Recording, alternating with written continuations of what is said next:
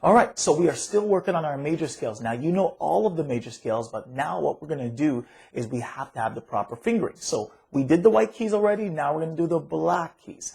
Now, we learned the first set of fingering, which is for the right hand black key, C sharp or D flat. The fingering was 2, 3, 1, 2, 3, 4, 1, 2.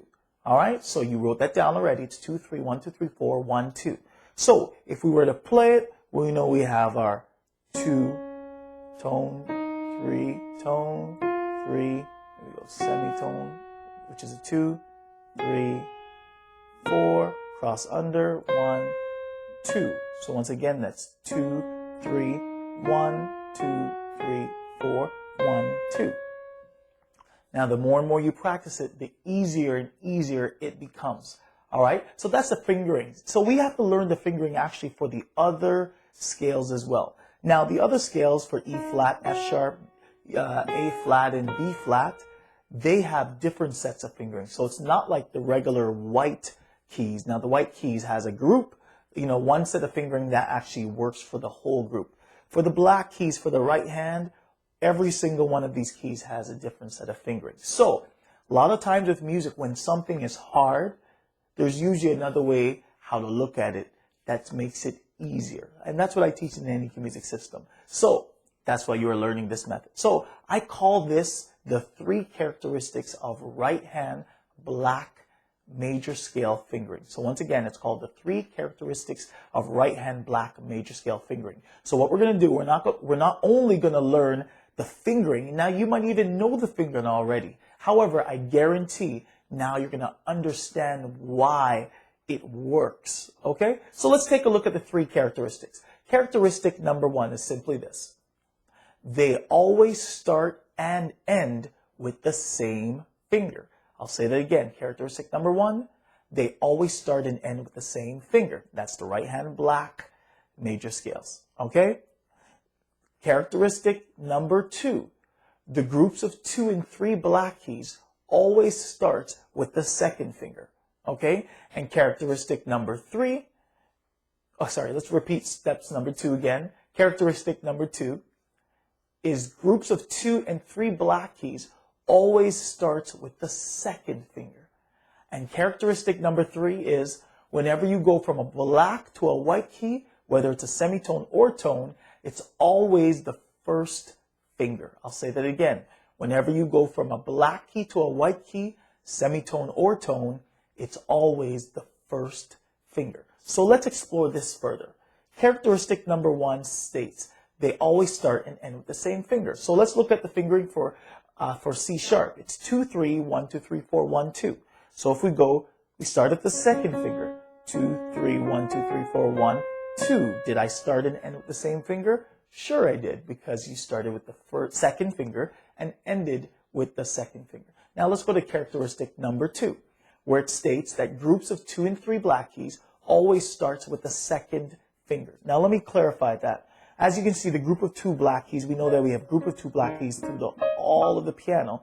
However, the group starts, all right, with the second finger. So from left to right is what I consider to be the beginning.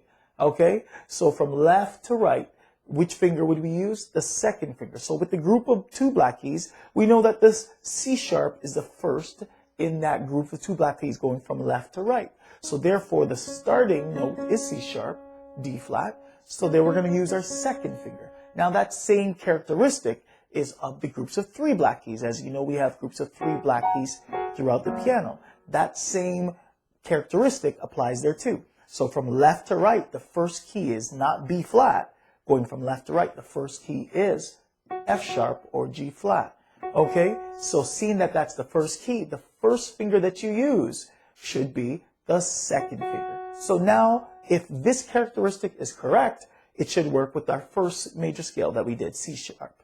Okay, so if we go to C sharp, we have 2, 3, cross under, 1, 2. And as you can see, at the beginning of F sharp, it's your second finger. So now we know that the first characteristic and the second characteristic is correct.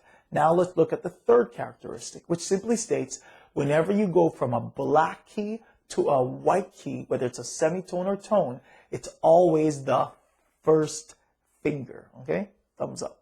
So let's take a look at this, okay? So we're going to go with this key of C sharp. We go from C sharp, which is 2, 3, and we need to do another tone, so we go 1. And as you can see with the fingering, it's a number 1. And you notice that when I went from a black to a white key, in this case it was a tone, it is my first finger. So let's continue. 2, 3, 1, 2, 3, 4, cross under, another tone, which is number 1. As you can see, it's your number 1 finger, all right? And it's from a black to a white, your thumb, and then it ends with your second finger, all right? So the good thing is the characteristics work, all right? So that's the characteristics of the black right hand major scales. Let's apply this to another scale. Okay, let's apply this to the key of E flat. Now, I'm not going to tell you the other ones for F sharp, A flat, and B flat. I'm going to walk you through E flat just to give you just another chance of trying it again. However, I'm going to want you to figure out the others on your own. And notice this, I'm not just going to give you the answers. When you figure it out for yourself, you're going to feel something that I would never want to rob you of. And that is the fulfillment of feeling a sense of accomplishment. If I just give you the answers and you just get it, you may feel okay. However, when you are taught how to understand it and come up with it on your own, when you figure it out, you're going to feel, yeah, I did it. I accomplished that. And then you get the confidence to go further. So that's why I'll never rob you of that. Robert and the NEQ Music System will never rob you of that feeling of accomplishment that you deserve to feel. All right, so just giving you all the answers is not the answer. All right, I like that. I think I'll make that into an official quote. Giving you all the answers is not the answer. Okay, so let's get back to E flat. All right, so E flat now. What finger should we start on? All right, I'm going to ask you this. It's in the group. It's the second one in the group with 2 black keys. What finger do you say? All right, characteristic number 2 states the groups of 2 and 3 black keys always starts with the second finger. So for E flat, if you said that we started with the second finger, you're not correct, okay? If you said we start with the third finger, you are correct. Now the reason is the groups of 2 black keys start with the second finger and it continues from there. So it continues ascending just like the regular scale. So therefore the next finger, the following finger after number 2 is number 3. And it's not only stating that it comes after 2, it's also stating that this is the finger that you always use when you have to play E flat with your right hand, okay, for the black keys. All right, so when I'm playing and I'm playing whatever I'm playing, you know, let's say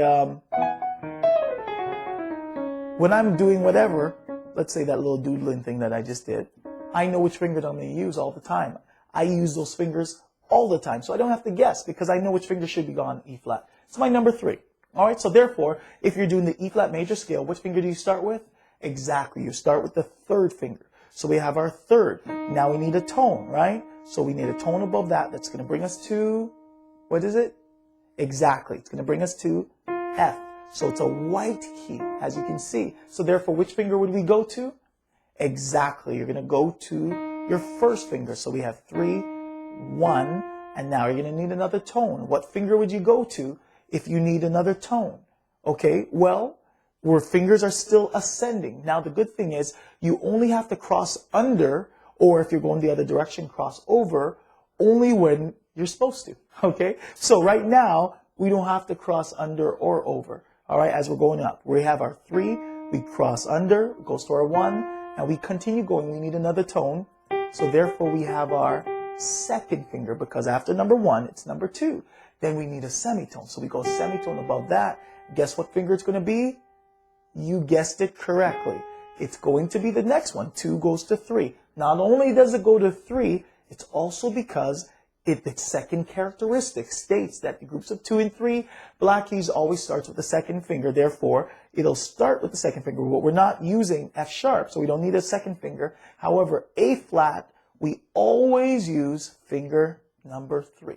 So as you can see, it goes 3, under, 1, 2, and then 3 again. It's naturally there because that's the finger that you always use. You don't have to guess or you have to have this big course to explain this. It's very simple. Now you understand the principles. Then after that, we need another tone. We have our four fingers just sitting there waiting for us. Okay? If you notice, when you actually start doing these a little bit more, you're going to notice that your fingers already knew where you should go. The only thing that was stopping your fingers from playing the right thing was your mind. All right? So we're going to free our mind up to allow free our fingers up by freeing our mind. Okay? So we have our 3, 1, 2, 3. Then we need another tone, and our fourth finger is already sitting there waiting for us.